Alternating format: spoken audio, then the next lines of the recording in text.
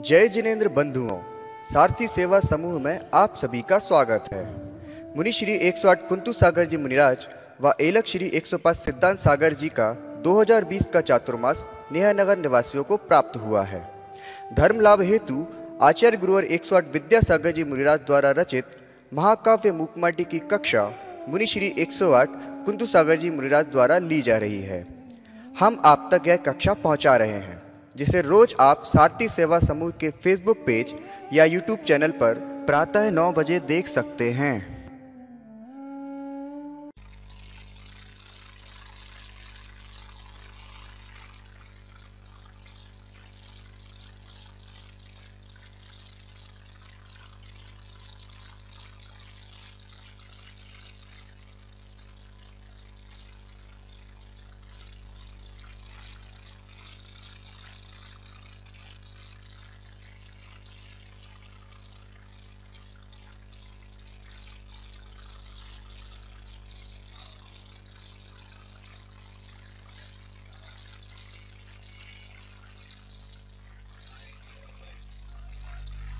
लोयम्ये सौसाहुणं लोयम्ये सौसाहुणं।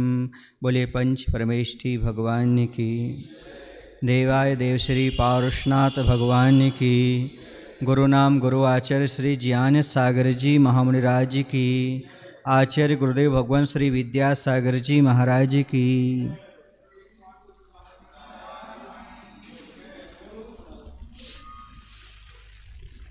यह चिंतन करना बहुत अनिवार्य है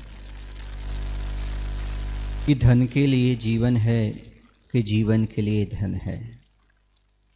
मछली को जल की कितनी आवश्यकता है और ऑक्सीजन की कितनी आवश्यकता है। गृहस्थ को धन की कितनी आवश्यकता है और धर्म की कितनी आवश्यकता है। यह यदि समझ में आ जाए तो वस्तु तत्व समझ में आ सकता है। हम धर्म को स्वीकार कर सकते हैं और जीवन यापन में आनंद का अनुभव भी कर सकते हैं। जब तक ये ज्ञान न हो कि जीवन में धन की कितनी अनिवार्यता है और धर्म की कितनी अनिवार्यता है, तब तक जीवन का आनंद नहीं आ सकता। जीवन का आनंद लेने के लिए समझना बहुत जरूरी है। बहुत छोटा सा जीवन है, धन कमाने में ही सारा का सारा समय न लगाएं। धर्म ध्यान के लिए कुछ समय निकालें। कल ही आपने देखा होगा, एक सज्जन पीछे प्रवचन सुन रहे थे और वैराग्यपरक प्रवचन चल रहा था और यही कहा जा रहा था कि संसार में जो तुम करते हो, जिसके लिए करते हो, वह साथ में नहीं जाता। चाहे वह पाप धन के लिए करते हो, चाहे मकान बनाने करते हो, चाहे घर गृहस्थी बसाने करते हो, मित्रों के लिए करते हो, परिजन के लिए करते हो, यह सब तुम्हारे साथ जाने वाले नहीं हैं। लेकिन इनके लिए जो पाप करते हो, जो भाव करते हो, वह भाव तुम्हारे साथ जाने वाला है। और वह बताते, यहाँ से प्रवचन की बात निकले, बाहर गए और थोड़ी देर बाद बताते उन्हें अटैक आ गया और वो चल बसे। रमेश चंद जी जैन मजगुआ वाले कहलाते थे। हाँ, तो कहने का तात्पर्य ये है कि जीवन का कोई भरोसा नहीं है, कब जीवन समाप्त हो जाए।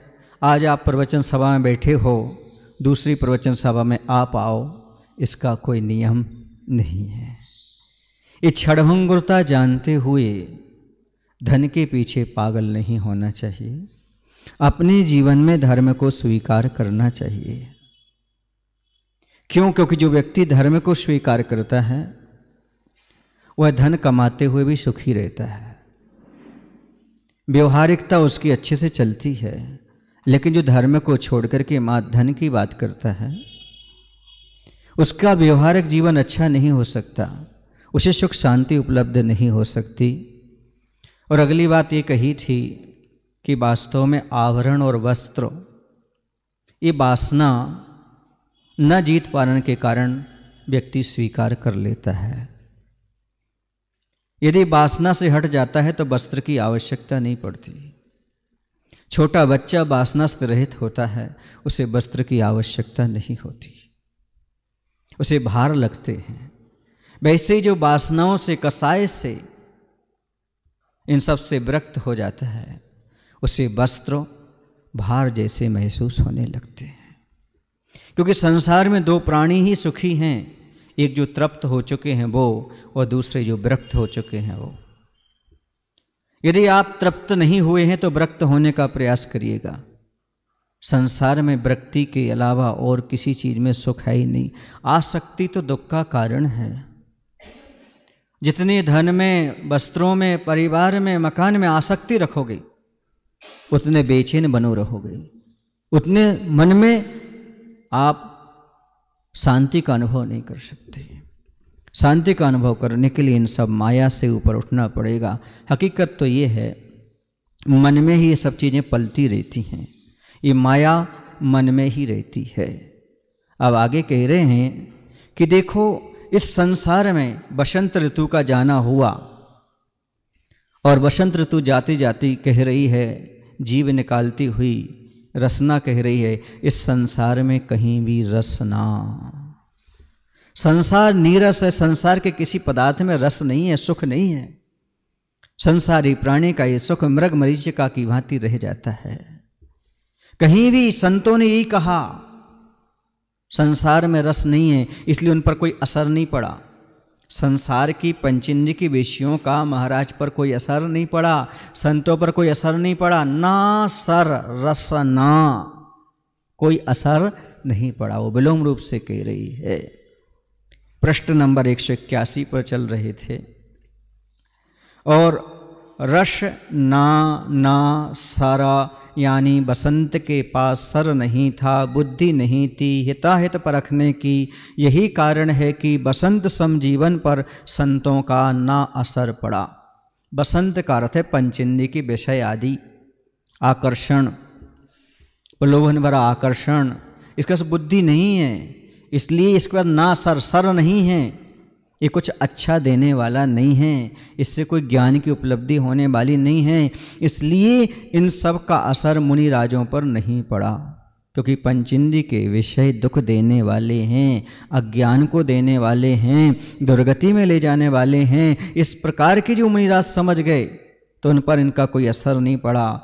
दाह संस्कार का समय आ ही गया, वैराग्य का वातावरण छासा गया। जब उतारा गया वह बसंत के तन पर से कफन कफन कफन, यहाँ गल रही केवल तपन तपन तपन।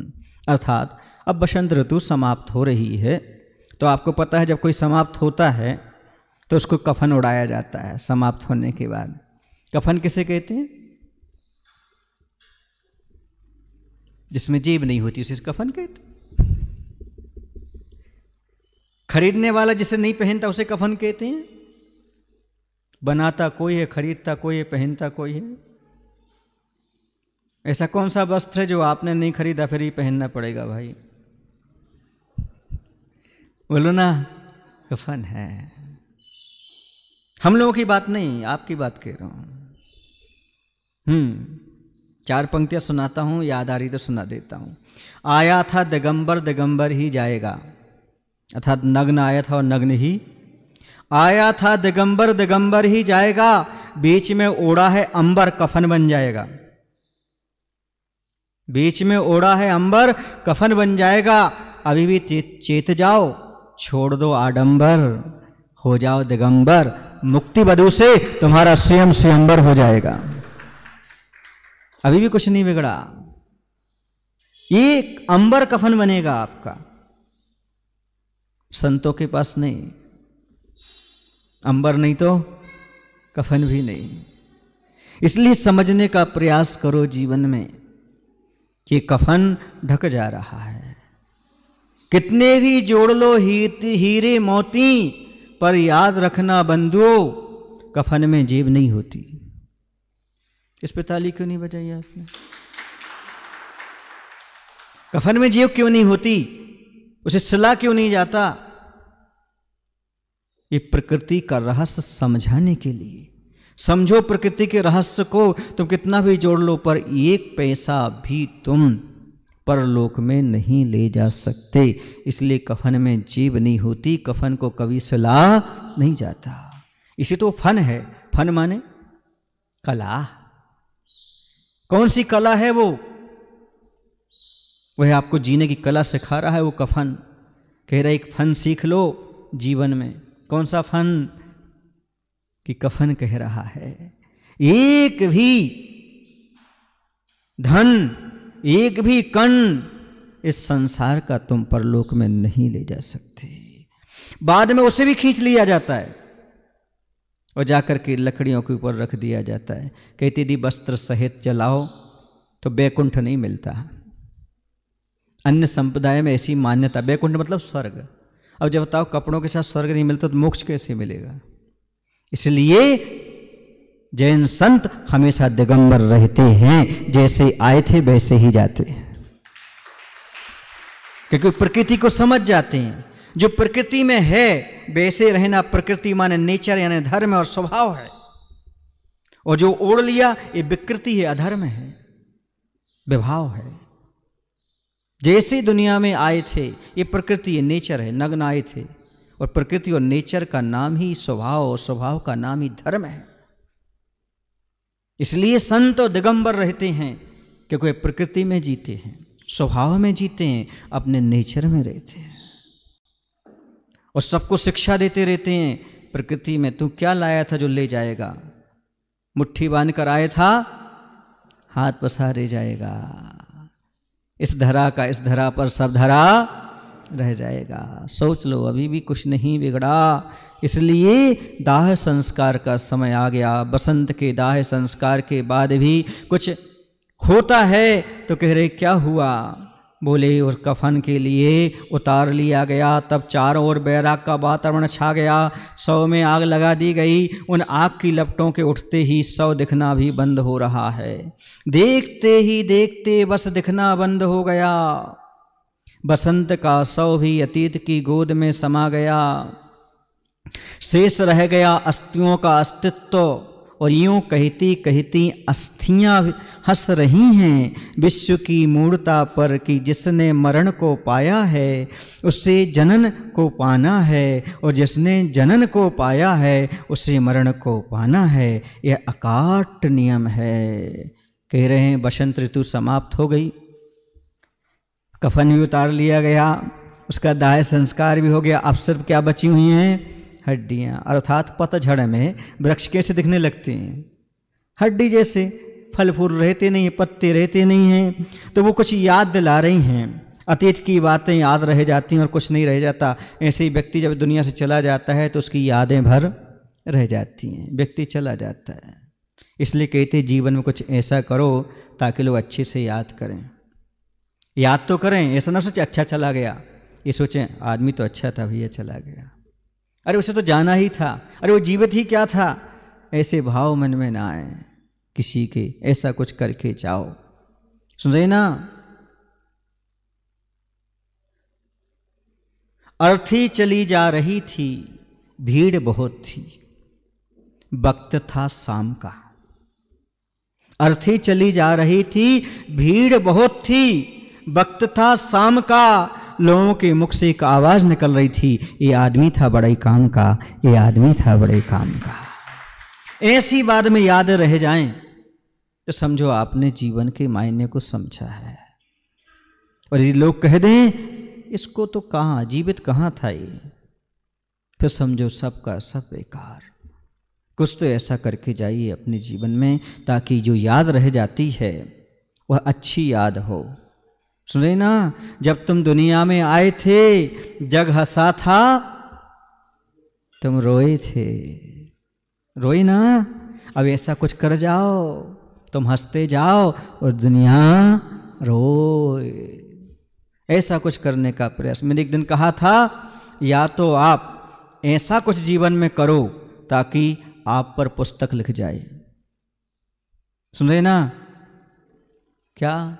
या फिर कुछ जीवन में अच्छी पुस्तक पढ़कर चला जाए तो अच्छा है। आपके जाने के बाद कोई पुस्तक लिख दे तो अच्छी बात, कैसी लिखेगा लेकिन? ऐसा कुछ काम करो, हाँ, नाम मत चाहो, ऐसा काम करो कि अपने आप काम ही आपका नाम बन जाए। तो कह रहे वहाँ पर बैराग का वातावरण बन चुका है। और देखा होगा आपने शमशान घाट में थोड़ा सा बैराग तो आदमी को आता ही है, प्रवचन सभा में थोड़ा बैराग तो आता ही है, स्त्री प्रसंग के बाद व्यक्ति को बैराग तो आती। ये 3 कारण बताएं बैराग के: शमशान घाट, प्रवचन सभा, स्त्री प्रसंग के बाद, भोगों के बाद। ये 3 बैराग के कारण बताए हैं। और आपको हर 2-5 दिन में तो मिल ही जाते होंगे बैराग के कारण। फिर भी बैराग तो घर के बाहर आए, स्नान करके आए, घर के बाहर खड़ी रहती हैं वो श्रीमती जी बाल्टी में पानी लिए। बोले तुम नहा के 1 बाल्टी और पानी डालो। बोले क्यों? बोले तुम शमशान से आए हो, हम रागी हैं, तुम बैरागी हो, बैराग पूरा धो लो फिर अंदर आओ। 1 बाल्टी पानी से और बैराग धुला देती हैं आपका, फिर अंदर लाती हैं। बोलो सही है ना, गलत कह रहा हूँ? हाँ, ऐसे प्रवेश नहीं दिलाते वो। पहले 1 बार और स्नान करो तुम, क्योंकि तुम थोड़ा सा बैराग लेके आए होगे, पर अपनी पटरी कैसे बैठेगी? ये स्थिति है, इसलिए द्वारा स्नान कराया जाता है, लेकर के आते हैं। बैराग सब तुम्हारा धुल जाता है। तो कह रहे उस समय बैराग का वातावरण है। बसंत के दाह संस्कार के बाद मात्र कुछ हड्डियां शेष बची हैं। वो संसार की अज्ञान दशा पर हंसते हंसते कुछ कह रही हैं। कौन सी दशा पर? अज्ञान दशा पर हंसना आता है। मुझे भी आता है, सुना दूं आपको। हंसते में 2 आंसू आते हैं, रोने में नहीं। हंसते में 2 आंसू आते हैं, तस्वीरें 2 दिखलाते हैं। रोज जनाजे उठते हैं, रोज बारातें होती हैं।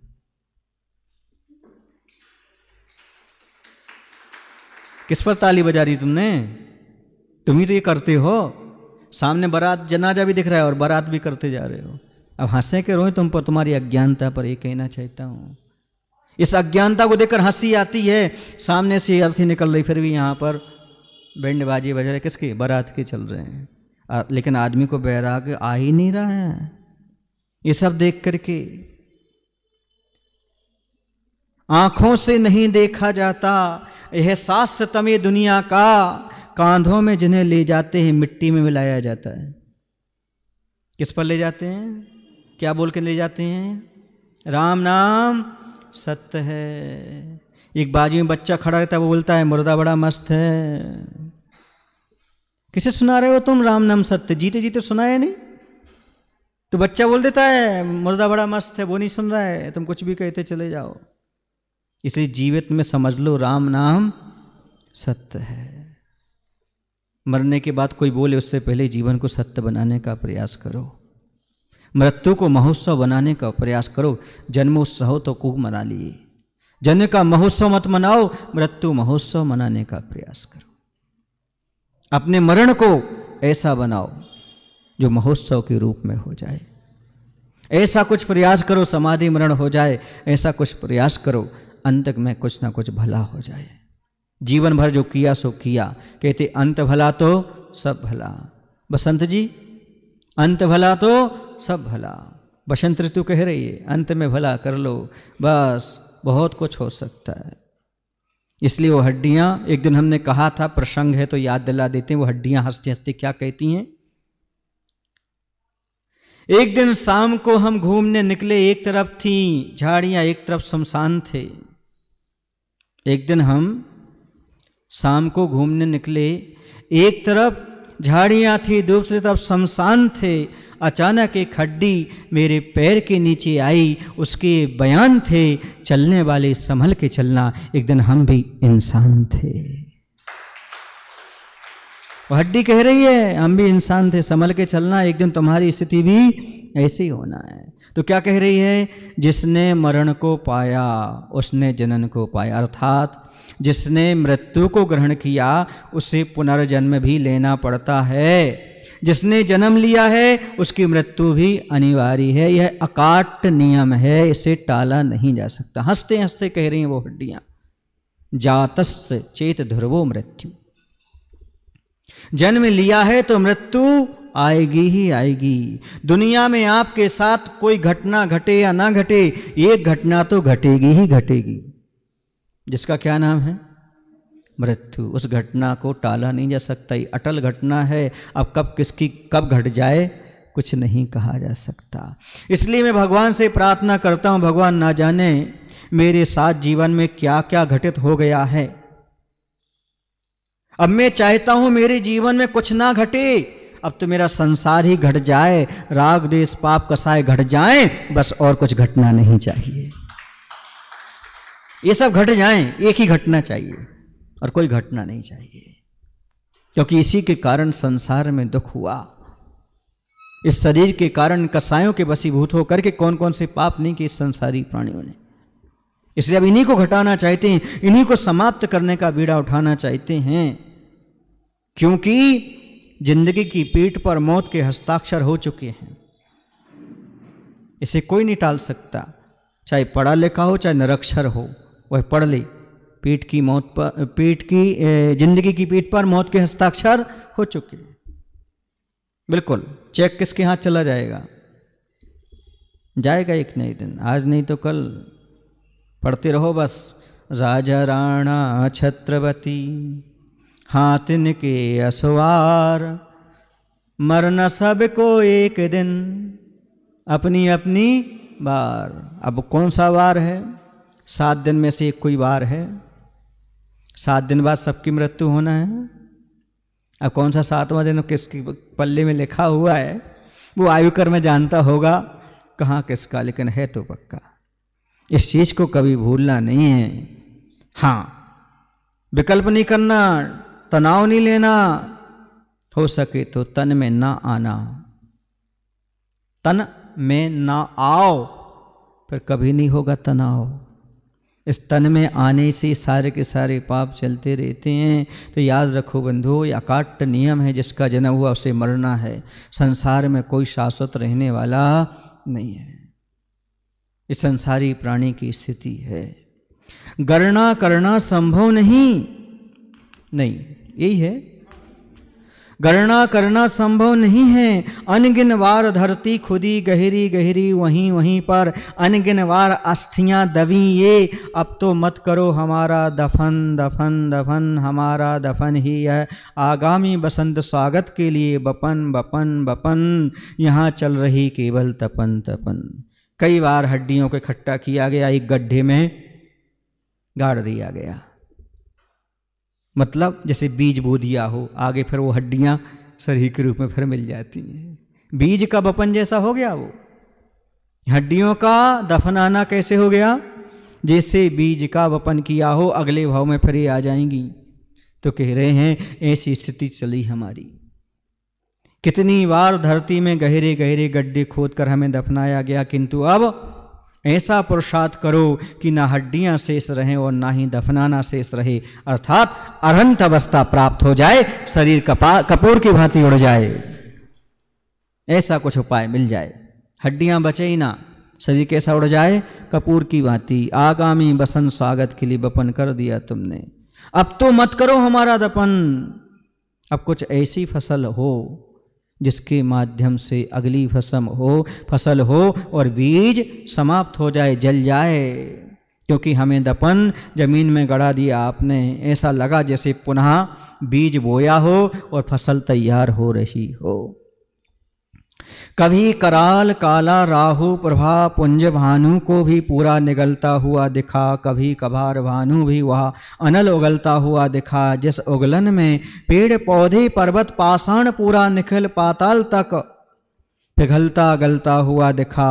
अनल अनिल हुआ कभी, अनिल सलिल हुआ कभी, और जल थल हुआ झटपट बदलता ढलता, परस्पर में घुला मिला कलिल हुआ कभी। सारजनी रजनी दिखी कभी, शशि की हंसी दिखी कभी, कभी खुशी हंसी, कभी निसी मसी दिखी, कभी सुरभि कभी दुरभि, कभी संधि दुरभि संधि, कभी आँखें कभी अंधी, बंधन मुक्त कभी बंदी, कभी कभी मधुर भी वह मधुरता से विधुर दिखा, कभी कभी बंधुर भी वह बंधुरता से विकल दिखा। बंधु कभी बंधु विधूर, भावुकता की चाल चली, बाल कभी आगे बढ़ा, बबाल बढ़े बढ़ते चले, पालक बना चालक बना, बाल हुए फलित कभी, कभी दमन कभी समन, कभी कभी सूख चमन, कभी बमन कभी नमन, कभी कुछ परिणमन। संसार में ये जीव विचित्र रूप से परिणमन करता रहता है, एक इंद्री से लेकर के पंचेंद्री पर्याय तक प्राप्त कर लेता है। कभी स्त्री पर्याय को, कभी पुरुष पर्याय को, कभी कोई किसी का पुत्र बनता है, कभी पिता बनता है, कभी नाना बनता है, कभी पत्नी बनता है। क्या क्या रूप इसने धारण नहीं करे, क्या क्या कहूँ। संसार की विचित्रता का वर्णन करते हुए अस्तियाँ कहती हैं, कभी भयंकर काला राहु, सूर्य को पूरा का पूरा निगलता हुआ सूर्य ग्रहण दिखा, तो कभी आग उगलता हुआ सूर्य दिखा। कभी कभी राहु ग्रसित कर लेता है तो सूर्य भी समाप्त होता दिखा। कभी सूर्य का प्रचंड प्रताप दिखा, जिनकी तपन में पेड़ पौधे पर्वत पाषाण पूरा का पूरा संसार पिघलता गलता नजर आ रहा है। आग कभी हवा हुई, यहाँ लिखा ना सलिल अनिल, अनिल माने हवा, अनल माने आग, सलिल माने हवा। इस प्रकार से ये सब, सलिल माने पानी, तो कभी ये हुए, यानी पर्याय को चेंज होते रहे। कभी एक इंद्री में भी पृथ्वी का एक, जल का एक, अग्नि का एक, वायु का एक, ये सब पर्यायों के धारण करता रहा। आग कभी हवा बनी, हवा जल बनी, जल कभी भूमि के रूप में परिवर्तित हुआ, भूमि में मिला जल कीचड़ बना। कभी अमृत को झराने वाली पूर्णिमा की रात दिखी, हंसता हुआ चंद्रमा दिखा, कभी भोरे के समान अमावस्या की रात दिखी। कभी हंसी खुशी तो कभी गम, कभी सुगंध कभी दुर्गंध, कभी मित्रता तो कभी शत्रुता, कभी आंखें तो कभी अंधता, कभी स्वतंत्रता तो कभी पराधीनता, कभी मधुरता तो मधुरता से दूर दिखा, सुंदरता भी सुंदरता से व्याकुल दिखी, भाई भी भाई बंधुओं से रहित दिखे। भावुकता बढ़ती चली, बालक पालक बना, पालक चालक बना, कभी दमन कभी समन, कभी सुख चमन, कभी वह भी नहीं, कभी कुछ परिणमन होता ही रहा। अर्थात संसार में बहुरूपियापना बना रहा। बहुरूपिया समझते हैं आप लोग, जो सबका मन बहलाता है। आज किसी का पोशाक पहन कर आ जाएगा तो कोई देवी देवता बन जाएगा, कल फिर कोई देवता बन करके आ जाएगा, कभी शैतान बन करके आ जाएगा, कभी विदूषक बन करके आ जाएगा। और नगर में अपना कर्तव्य दिखा करके, पैसा इकट्ठा करके लोगों को हंसा करके चला जाता है। ऐसी तो बहुरूपिया बना रहा। बहुत रूप धारण करता वो बहुरूपिया, और आत्मा ने बहुत रूप धारण किए, इसी आत्मा कौन हो गया? बहुरूपिया। बहुत सारे रूप धारण किए, अब तो स्वरूप को धारण करो, अब तो स्वरूप को प्राप्त करो। बार बार रूप पर रीझे हो, अब तो स्वरूप पर रीझने का प्रयास करो, स्वरूप को देखने का प्रयास करो। बार बार वो हड्डियां संकेत कर रही हैं, इस संसार में है क्या? कभी खुशी दिखती, कभी गम, कभी खुशी कभी गम। आप लोग गा भी रहे, तारारातम गाते रहो, कुछ नहीं लगता है पर मिलता कुछ नहीं। सूख सूख करके सोंठ और छुहारी तो हो गई, पर सुख नहीं मिला। इसलिए हम नहीं जीना चाहते किसी के सहारे, क्योंकि सूख सूख के हो गए सोंठ और छुहारे। कहीं है ही नहीं कहीं सुख। कहाँ ढूंढोगे, कहाँ खोजोगे तुम? कहीं मिलने वाला नहीं, नजर ही नहीं आता कहीं सुख हो। संसार सागर दुखों से भरा, जामे सुख तो नजर कहीं आता नहीं। कहीं आया आपको? नहीं आया। पर लिखने वाले लिख जरूर गए, संसार विषय सुख हो तो तीर्थंकर काय त्यागे। तुम भर नहीं त्यागो, बस तीर्थंकर त्यागे। क्यों त्यागे? संसार में सुख नहीं, ये बताने वाली बातें अलग हैं, और वास्तव में अंदर से ले जाना अलग है। आप लोगों की स्थिति बताऊं, व्यंग नहीं कर रहा हूं, अंतरंग में कुछ प्रवेश हो जाए इसलिए कर रहा हूं। मेरे केसरंच चल रहे थे, एक सज्जन आए, बैठ गए, कुछ पढ़ो कुछ पढ़ो। क्या पढ़ो? बैराग होना पढ़ो। बैराग बढ़ाओ महाराज को, महाराज का बैराग बढ़ाओ। अच्छा, महाराज को बैराग बढ़ाओगे केसरंच करने समय ना? ऐसा नहीं कि महाराज का केसरंच छोड़ा अपन बैराग बढ़ाएं। क्या करें? और पढ़ने लगे, दिपे चाम चादर मणि हार पिंजरा दे, भीतर आसम जगत में और नहीं घिनगे। समझिए लिखने में आ गया, क्योंकि मेरे पर जो बीता है वो मेरी कविता है। मैंने पहले बताया था मैं कवि तो हूं नहीं, जो मेरे ऊपर बीता है वो मेरी कविता है। तो मैंने कहा संसारी प्राणी की बड़ी विचित्र दशा है। एक बार वह साधु के पास आकर के केसुंच देख कर के असुचि भावना पड़ रहा था। दिपे चाम चादर मणि हार पिंजरा दे, भीतर यासम जगत में और कहीं ना घिन गए। थोड़ी देर बाद पूछा, भैया वो असुचि भावना सुनाने वाला कहाँ गया? बोले घर में लक्ष्य से नहा रहा था। नहीं आई समझ में तो ताली बजाओ ना फिर।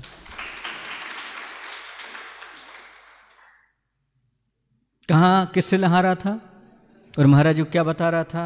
दिपे चाम चादर मणि हार पिंजरा दे, भीतर आसम जगत में और नहीं घिन के। और तेल पाउडर पोत के दुनिया बस कर ले। बोलो ना।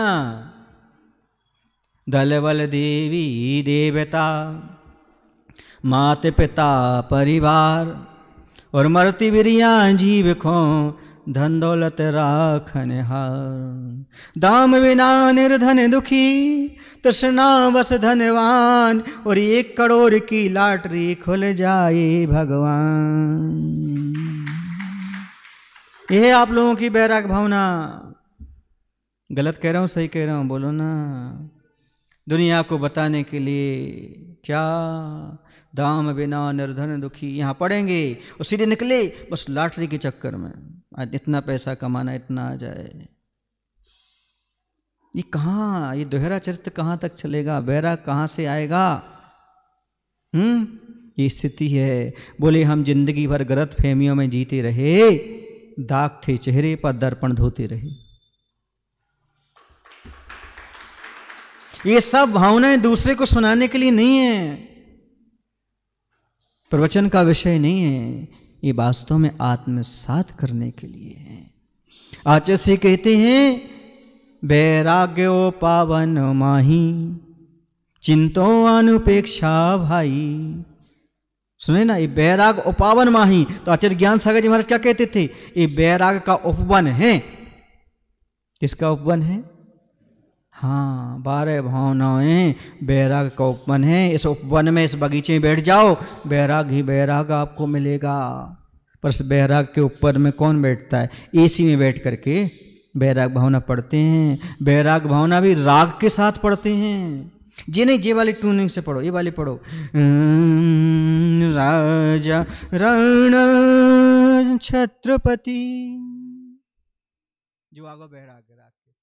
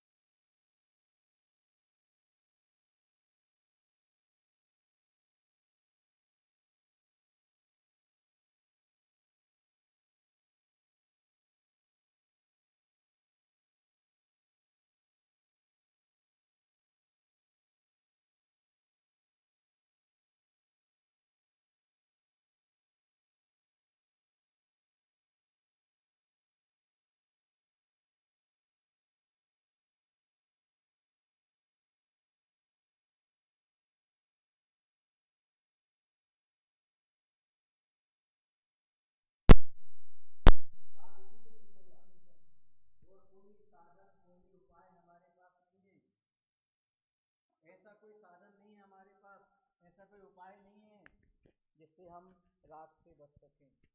एकमात्र वीतरागता को धारण करना या चारित्र्य को स्वीकार करना जिससे हमारा राग देश हट सकता है, और कोई उपाय नहीं है। राग देश निर्वृत्ति चरणम प्रतिपद्यते साधु। राग देश की निवृत्ति के लिए चारित्र्य की शरण को स्वीकार करो या चारित्र्य वाणी की शरण को स्वीकार करो। इसके बिना हमारा राग देश छूटने वाला नहीं है। तो कभी अभी रुकती नहीं, कहती थकती नहीं, अस्थियां कुछ और कहती हैं कि इन स्थितियों परिस्थितियों को वे कुछ हैं भी या नहीं, ऐसी धारणा मत बनाओ कहीं। ये सब के सब निशा के निरे, बस सपन सपन सपन, यहाँ चल रही है केवल सपन सपन सपन।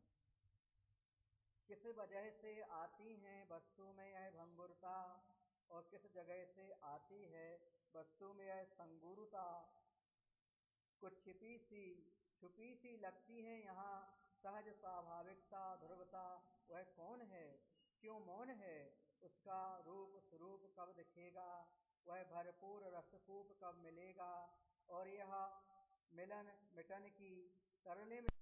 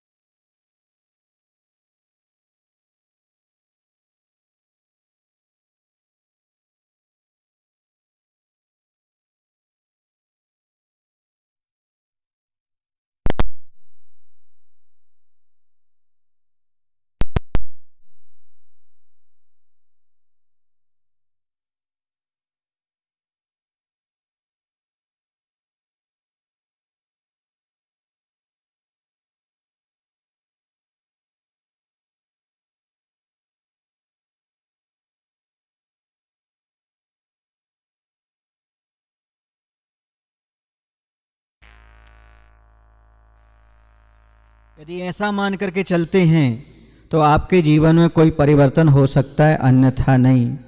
तो कह रहे अभी रुकती नहीं, कहती थकती नहीं, अस्थियां कुछ और कहती हैं कि इन स्थितियों परिस्थितियों को देख वे कुछ हैं भी या नहीं, ऐसी धारणा मत बनाओ कहीं। अब आपने सुन लिया अरे सब संसार में क्षणभंगुर है, तो समझे तो कल्पना है। कल्पना नहीं है, वास्तव में है। आचार्य पूज्यपाद स्वामी कहते हैं, देखो जरा आचार्यों की कथन पद्धति कैसी होती है। लगता विरोधाभास है, लेकिन कहने का अलग अलग उद्देश्य विवक्षा होती है। उन्होंने कहा पूज्यपाद स्वामी में, चूंकि उन्होंने अध्यात्म ग्रंथ लिखा और अध्यात्म में उन्होंने कहा वासना मात्र मयि वै तत्सुखम दुखम च देहिनाम, संसार के सुख दुख कल्पना मात्र हैं, ये कह दी उन्होंने। और यहां पर आचार्य से कह रहे कल्पना मत समझना इसको। वहीं भगवती आराधना में दूसरी बात कही, यहां सुख और दुख दोनों कल्पना कह दिया, और वहां पर कहा संसार में सुख कल्पना मात्र है, दुख तो वास्तविक है। अब दोनों विरोध बातें आ रही कि नहीं। दुख के बारे में यहां पर कल्पना मत कही जा रही, वहां पर वास्तविक कहा जा रहा। क्यों? क्योंकि जब संसारी प्राणियों को वैराग्य दिलाना हो तब ये कहा जाता है दुख वास्तविक है और सुख कल्पना मात्र है। लेकिन जब वह वैराग्य प्राप्त करके मुनि जीवन में आ जाता तब उससे कहा जाता है सुख और दुख दोनों कल्पना मात्र हैं, इसमें कुछ भी नहीं रखा है। अध्यात्म का कथन अलग होता है और आगम का कथन अलग होता है, विवक्षा है।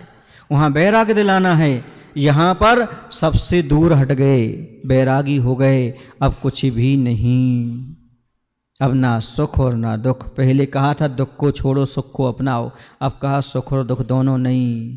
पहले कथा बी कथा छोड़ो सतकथा कहो, अब कह दिया ना सतकथा ना बी कथा, अब तो आत्मा में लीन हो जाओ। पहले कहा था पाप को छोड़ो पुण्य को अपनाओ, अब यहाँ पर कह दिया पाप पुण्य एक हैं, अब तो इन दोनों से निर्वृत्त होकर के आत्मा में लीन हो जाओ। ये कथन पद्धति है। जैसे आपसे कहा जब तक आप स्नान नहीं कर लोगे तब तक मन शुद्धि मत बोलना, वचन शुद्धि काया शुद्धि मत बोलना, और महाराज से कहा स्नान मत कर लेना, तभी आपकी मन शुद्धि वचन शुद्धि काया शुद्धि है।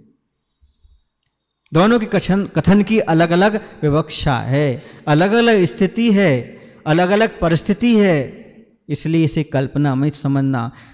अब मुनि महाराज के लिए बैराग की आवश्यकता नहीं, मुनि महाराज के लिए तो समता परिणाम की आवश्यकता है, इसलिए सुख और दुख को एक बताया।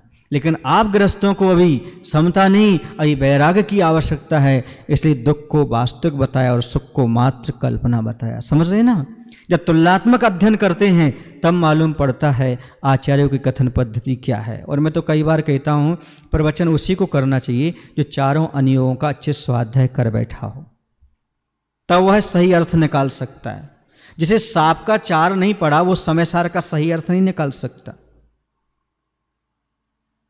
इसलिए पहले सांप का चार पढ़ना जरूरी है, प्रथमानुयोग के ग्रंथ पढ़ना जरूरी है, पद्म पुराण आदि ये नहीं पढ़ोगे, कर्णानुयोग नहीं पढ़ोगे तो समय सार का रहस्य समझ ही नहीं सकते। आसव कर्म बंध नहीं समझोगे। और वहाँ पर बोल दिया आत्मा ना करता है, ना भोगता है, ना स्वामी है।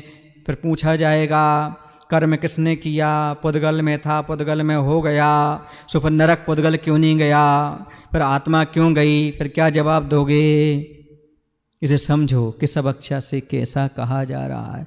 मैं शुद्ध बुद्ध चैतन्य स्वरूप आत्मा हूँ, बिल्कुल हो, पर भगवान के सामने जाकर मत बोलना भगवान जैसे तुम वैसे हम, ऊपर से ये राग है, अंदर तो हम भी भीतर राग हैं। तो भगवान को गाली देने जा रहे क्या? भगवान के सामने तो यही बोलना प्रभु पतित पावन में अपावन, चरण आयो शरण जी। आया कुछ समझ में? ये ध्यान में चिंतन किया जाता है। जैसे वीतराग प्रभु है वैसा मेरा स्वरूप है, मैं शुद्ध बुद्ध चैतन्य स्वरूप हूँ, ये ध्यान की स्थिति है। पर व्यवहार में भगवान के सामने जाकर के तो यही कहना हे प्रभु आप पावन हैं, हम पतित हैं, हम अशुद्ध हैं, आप शुद्ध हैं, हम आप जैसा बनना चाहते हैं, बंदे तद्गुण लब्धे। तो कहाँ कैसा कथन है इसे समझो। ये न समझने से ही विडंबनाएं खड़ी हो जाती हैं। आज हर एक व्यक्ति कहता है शुद्धो हम, वृद्धो हम, निर्जो हम, ये आत्मा शरीर से पृथक है, ये पुत्र मित्र कलत्र सब हमसे पृथक हैं, मैं शुद्ध चैतन्य स्वरूप आत्मा हूँ। ऐसी बात सब करते हैं पर ये कोई नहीं कहता तन काराग्रह बनिता बेड़ी, परिजन जन रखवाले। ये चिंतन करते हो आप लोग कभी? क्या यह शरीर कारागृह के समान है? बनिता माने स्त्री, पैर में पड़ी बेड़ी के समान है। परिवार के लोग कारागृह के रक्षक हैं। ये कभी चिंतन किया आपने? फिर कैसे कहने लगे मैं शुद्ध हूँ, बुद्ध हूँ, चैतन्य? वो तो बात की बात है। पहले इनसे वैराग्य तो प्राप्त कर लो। कभी आपने सोचा विकास भाई कि वो बेड़ी है मेरे लिए, आज हो जान दो? घर जाके बोलना आप बेड़ी हैं, फिर वो बोलेगा आप बेड़ा हैं, पर लड़ाई मत करना। समझो क्या कहना चाहता। हो जाए फिर आज? नहीं, ये तो पहले से कहले नहीं। क्यों? फिर रोटी कौन बनाएगा, कौन खिलाएगा? जैसे बोलने लगेंगे तो बोलना नहीं है। लेकिन कभी आपने महसूस किया क्या ये शरीर कारागृह के समान है, स्त्री बेड़ी के समान है, कहीं नहीं जा सकते, बेड़ी पड़ गई पैर में। और परिजन रखवाले हैं, कहाँ जाओगे? रखवाले चारों तरफ खड़े हुए, पापा कहाँ जा रहे हैं? ये कभी चिंतन किया? कभी नहीं किया। हाँ, उस समय आता है जब कोई साथ नहीं देता। महाराज हम तो अब बैराग लेना चाहते, क्यों, क्या करें, कोई साथ नहीं देता, वो ऐसे हैं वो वैसे। ये बैराग नहीं कहलाता, ये तो कायरता है, ये तो उदासीनता नहीं है, बल्कि तो उदास हो गए आप, इसलिए यहाँ पर आ गए। इसलिए आचार्य तत्काल नियम नहीं देते, तत्काल दीक्षा नहीं देते, पहले देखते हैं ये वास्तव में वैराग्य से आया है, उदासीन होकर आया है कि उदास होकर आया है। उदास कौन होता है? जो कुछ आस रखता है, पूरी नहीं होती तो उदास हो जाता है। और उदासीन वो होता है जिसे सब कुछ मिलता है फिर भी छोड़ करके आ जाता है। नहीं है ऐसे में? उदासीन होना अलग है और उदास होना अलग है। उदास, निराश, हताश इनके लिए मोक्ष मार्ग नहीं है, बल्कि संसार विषयों से उदासीन है उसके लिए मोक्ष मार्ग है। जब तक संसार, शरीर, भोग इन तीनों से वैराग्य ना आ जाए तब तक संभव नहीं आत्मकल्याण की भावना।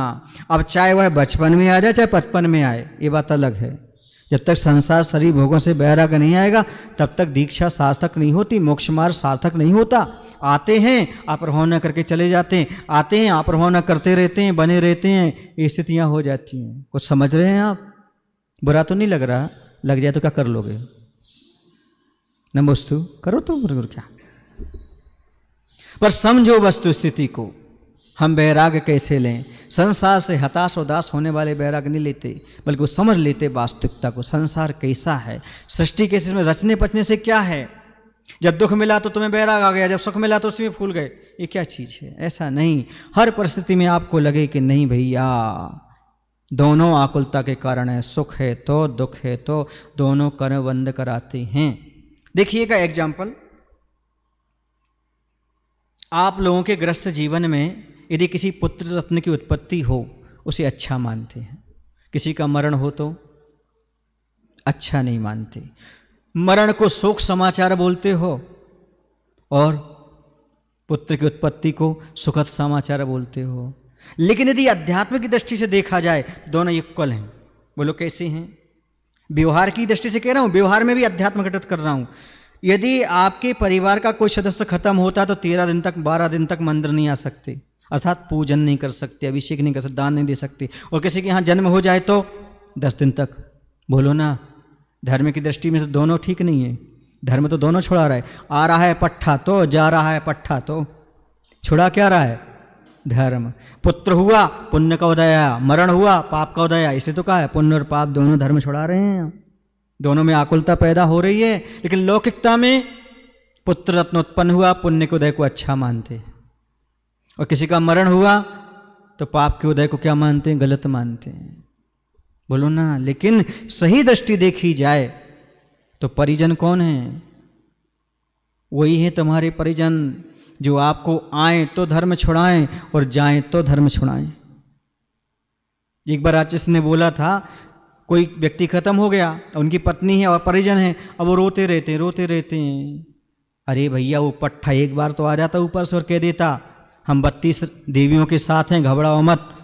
एक बार कहा उसने आकर के कहीं से, तुम रो रहे हो उसके लिए, वो तो चला गया। वो मौज मस्ती में होगा, देव बना होगा तो कीड़ा कर रहा होगा, रानियों के साथ होगा, और तुम यहाँ दुखी हो रहे, अरे वो चले गए, उनका ऐसा। आत्रोद परिणाम करते हो।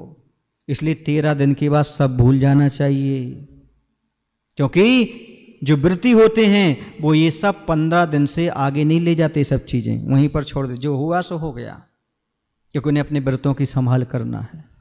इसलिए वह 13-12 दिन के बाद, शांति विधान के बाद भूल जाते, क्योंकि 15 दिन से आगे जाओगे तो अनुव्रत नहीं रहेगा। जी अनरह मन रह की पावन मनाते ना आप लोग, ये ठीक नहीं है।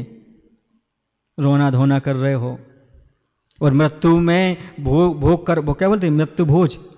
ये सब किस चीज़ के लिए? क्या होता है इन सब से?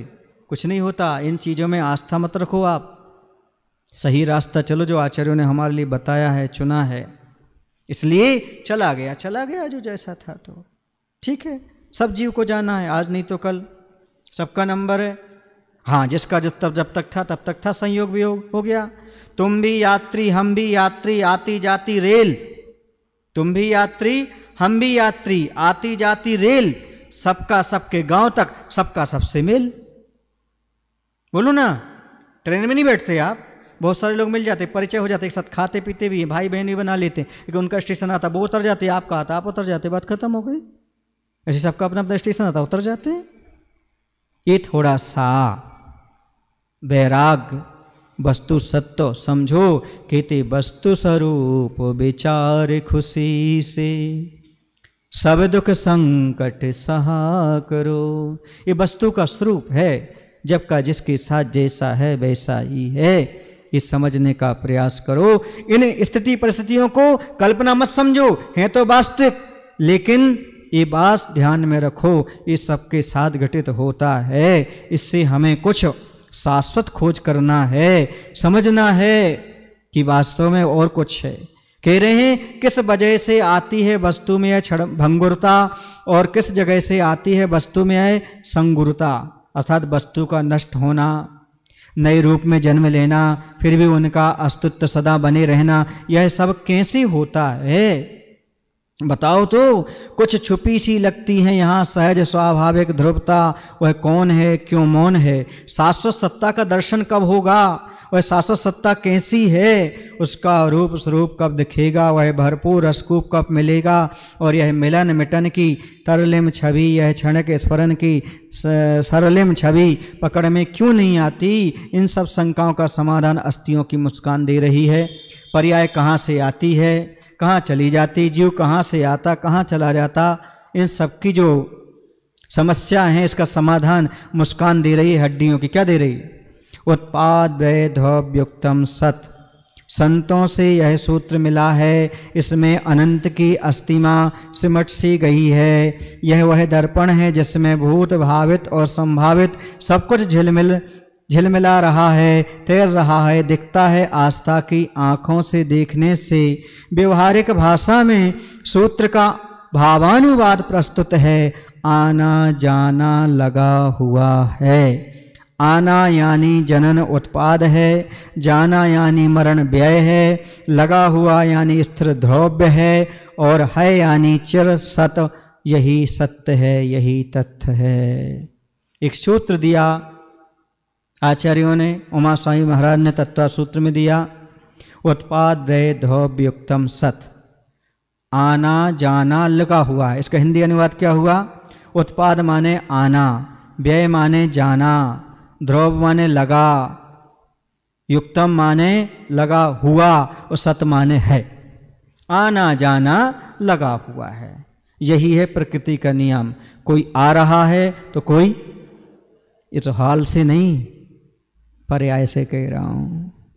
जैसे मिट्टी है, हाँ, तो मिट्टी का नष्ट होना, लौंदा का बनना, लौंदा का नष्ट होना, घड़े का बनना। सुने ना, जो मिट्टी है लौंदा बन गई, और लौंदा जो है, लौंदा मिट गया लेकिन घड़ा बन गई, तो उत्पाद हो गया घड़ा का, व्यय हो गया लौंदा का, लेकिन मिट्टी दोनों में है, लौंदे में भी थी और उसमें वो हो गया ध्रुव। इसी का नाम सत्य है। ऐसे ही अभी वर्तमान में आपकी पर्याय थी, कौन सी, बचपना, फिर आ गई जवानी, फिर आ गया बुढ़ापा, ये तीन पर्याय चेंज हो गई, पर फलाने चंद तो अभी भी हो, आप बचपन में भी थे, जवानी में अभी भी हो। इसी प्रकार से यह आत्मा है, कभी तिरंच में जाती है, कभी मनुष्य में जाती, कभी देव में जाती, कभी तिरंच गति में जाती, ये पर्याय बदलती रहती है। एक पर्याय का नष्ट होना, मनुष्य पर्याय का नष्ट होना, ये व्यय हो गया, देव पर्याय का उत्पन्न होना, ये उत्पाद हो गया, और ध्रुव आत्मा यहां भी थी वहीं भी थी, ये ध्रुवपना हो गया। समझ गए ना। जैसे दो बच्चे, एक बेटी है एक बेटा है, पिताजी के पास सोना है, अब बेटी रोई, हार बनवा दो, उन्होंने उसको ढलवा करके सोने को हार बनवा दिया। कुछ दिन बाद बेटा रोने लगा, मुकुट बनवा दो, उन्होंने उसी सोने को ढलवाया, मुकुट बनवा दिया। पहले बच्ची खुश थी, बच्चा रो रहा था, अब बच्ची रो रही है, बच्चा खुश है, पर पिताजी दोनों में खुश हैं, क्योंकि उनका सोना तो सुरक्षित है, चाहे हार बना लो चाहे मुकुट बना लो। समझ में आ रहा। हाँ, खिलौना जब टूट जाता है, अज्ञानी रोता है, ज्ञानी मुस्कुरा देता है।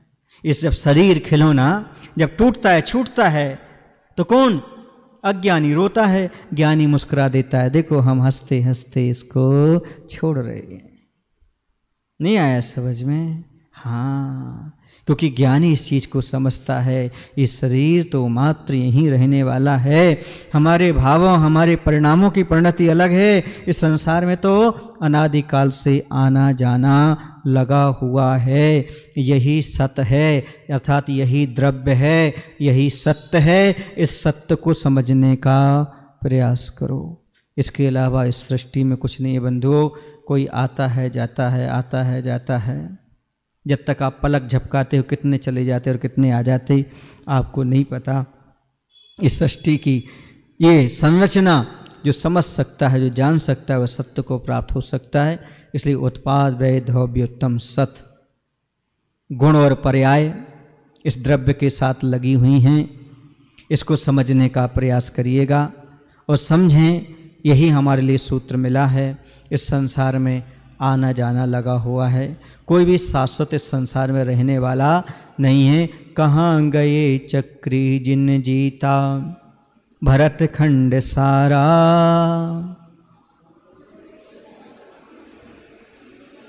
जिन रावण मारा, नहीं रहे वो राम और लक्ष्मण, जिन रावण मारा। कोई नहीं रहा, सब जाने वाले हैं। ये नियम है, जो आता है वो जाता है, पर एक सिद्ध परमात्मा है जो जाने के बाद कभी लौटकर नहीं आता है। आता जाता क्यों है? कर्मों के ताने बाने से। इसलिए कर्म को नष्ट करने का प्रयास करो, इस क्षणभंगुरता को समझो। बोलिए महावीर भगवान की जय। आचार्य गुरुदेव भगवान श्री विद्यासागर जी महाराज जी की। हे प्रभु, हम सभी को इतनी शक्ति, इतनी बुद्धि देने की कृपा करो, ताकि हम हर परिस्थिति में समता रख सकें, वस्तु स्वरूप को समझते हुए सारे दुख, सारे संकट सहन कर सकें। नमोस्तु। भावों की निर्मल सरिता में अब गाहन करने आया हूँ, मेरा सारा दुख